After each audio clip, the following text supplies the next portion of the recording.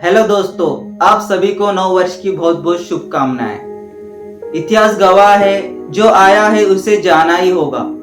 इतिहास गवाह है जो आया है उसे जाना ही होगा। खुश रहना है अगर तो दुख भरी यादों को भूलना ही होगा। खुश रहना है अगर तो दुख भरी यादों को भूलना ही होगा। और जो काम अधूरे छूट गए हैं समय के अभाव में, उसे 2023 में पूरा करना ही होगा।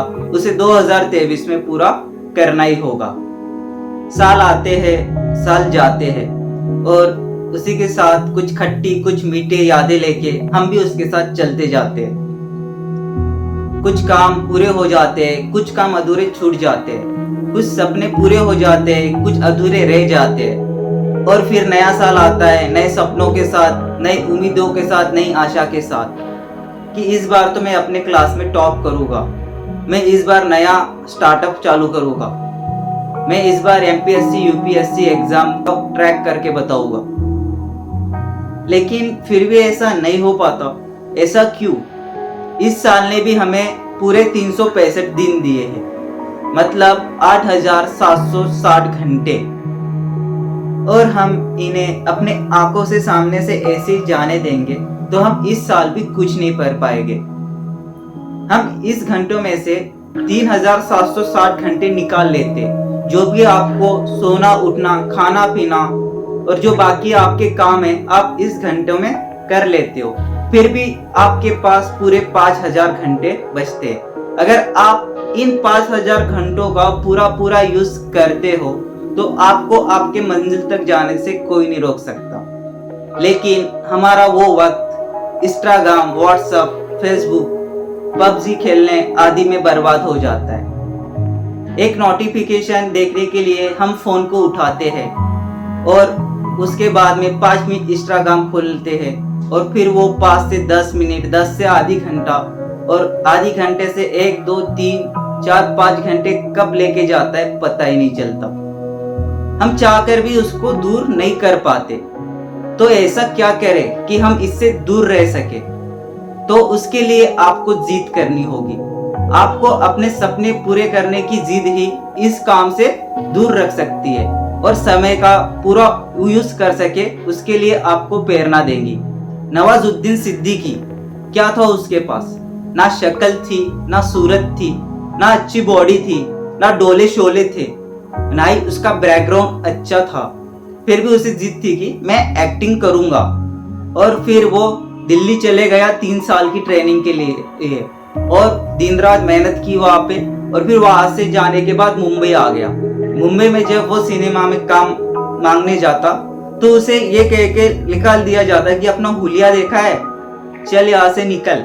और फिर भी वो रुका नहीं और लगा रहा और उसने पूरी कोशिश की और आखिरकार उन कोशिशों को सफलता मिली और वो आज के दौर में एक अच्छा एक्टर है। तो ये किस वजह से हुआ? क्योंकि उनकी जिद थी कि मुझे एक्टर बनना है। अगर दिल में है हौसला तो ये तूफान हमें क्या रोकेंगे? अगर दिल में है हौसला तो ये तूफान हमें क्या रोकेंगे? हम तो वो है जो चट्टानों से भी टकरा जाएंगे। और फिर आता है पागलपन। आपको आपके सपनों को पूरा करने के लिए पागल बनना होगा, उसके बारे में पूरा दिन रात सोचना होगा, तभी जाके आप उसको पा सकते हो। अब जितने भी बड़े शोध लगते हैं या फिर जो भी बड़ा कुछ करता है तो वो अपने लक्ष्य के पीछे पूरा पागल रहता है, तभी जाके उसको पूरा करता है। एक माँ थी जिसके 4 लड़के थे। वो माँ अपने बच्चों का भरण पोषण एक चेन्नई के रेलवे स्टेशन में इडली बेचकर किया करती थी। तो जो बड़ा वाला बेटा था वो होशियार था, तो उसको बिट्स पिल्लानी में एडमिशन मिल गई और उसने वहां से एमटेक किया और साथ ही उसको स्कॉलरशिप भी मिली। तो वहां से वो एमटेक में टॉप करके निकलता है और फिर अहमदाबाद में भी उसे अच्छे कॉलेज में एडमिशन मिलती है। वहां से वो एमबीए करता है, वहां पे भी उसको स्कॉलरशिप मिल जाती है और वहां पे भी वो टॉप करता है। तो ऐसे में उसे अमेरिका में अच्छा जॉब ऑफर होता है और वो वहां पे जॉब करने चले जाता है, जहाँ पे उसकी सैलरी लाखों रुपए रहती है।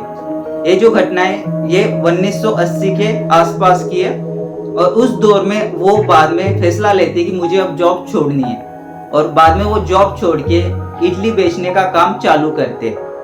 अगर कोई अपनी इतनी अच्छी जॉब हो तो वो सोच सकता है ऐसे कि मुझे अब इडली बेचने का काम चालू करना है, लेकिन वहां पे वो फैसला लेता है कि अब मुझे इडली बेचना है। तो जो वहां के लोग थे उसको सब पागल कहने लगे कि कैसा पागल है कि इतनी अच्छी जॉब थी और इसने अब इडली बेचने का काम शुरू कर दिया।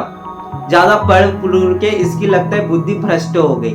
लोग उसके बारे में तरह तरह की बातें करने लगे, उस पे हंसने लगे।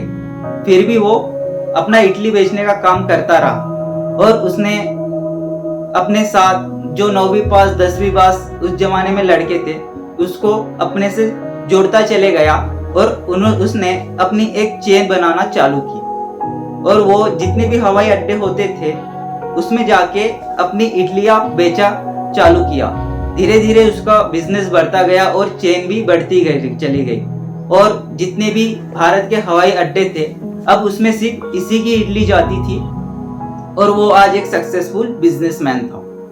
तो अगर आप भी कोई काम को दृढ़तापूर्वक विश्वास के साथ करते हो तो आप उस काम में बहुत आगे जाते हो, निकल जाते हो।